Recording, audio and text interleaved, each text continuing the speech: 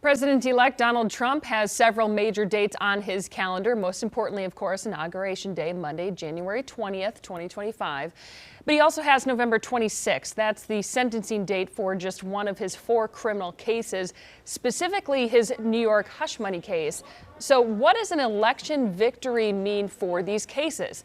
Chief Legal Analyst Khalif Rhodes joins us now. So Khalif, we just heard today that the Justice Department is looking to wind down some of these cases ahead of inauguration, but there's a long-standing department policy that a sitting president cannot be prosecuted. So what exactly does this look like? There's a number of moving parts here. We're clearly in uncharted territory, but what you're talking about, the policy is a memorandum that was drafted in 2020, and they cite some research that he did in 1997. First line in it: the indictment or criminal prosecution of a sitting president would unconstitutionally undermine the capacity of the executive branch to perform its constitutionally assigned function. And so this is the basis for the argument that the DOJ does not think this is in the interest of our country to go after a sitting president, either being indicted or a criminal prosecution. And so a couple questions. Currently, he's scheduled to be sentenced.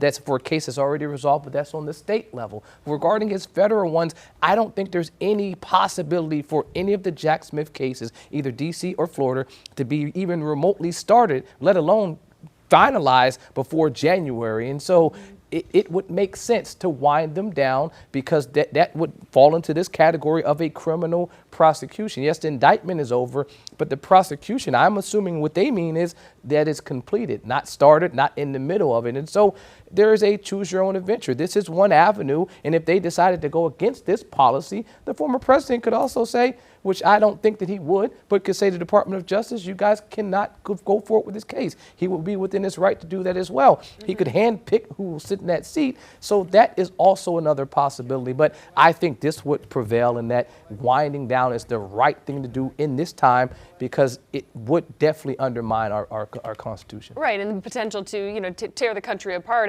right after an election. But what are some of the different paths that this could take here? I mean, is there a statute of limitations if they do want to proceed with this? Doesn't sound like they want to. I think there are statute of limitation issues, but I think even outside of there, both sides, on the state side and the defense side, will be attempting to punt, to kick this down the road as far as you can and attempt to address any of these federal charges in 2028 or thereafter. Now, the problem is the likelihood of that, though. He still has state cases. So even if you're dealing with that and they punt these down the road, the state cases will still have an opportunity. Quickly, Georgia. In Georgia case, the president can't pardon himself there. The governor can't pardon him. It will go to a special review board. And so I think the likelihood of that case going forward would still occur.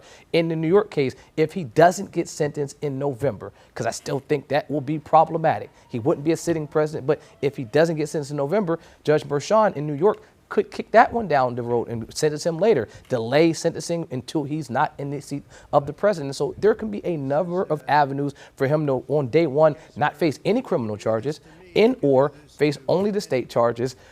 But I think for sure the federal charges disappear while he's in office, because there is not a likelihood of any type of closure during these cases in that time frame. And real quick, though, what happens to the evidence?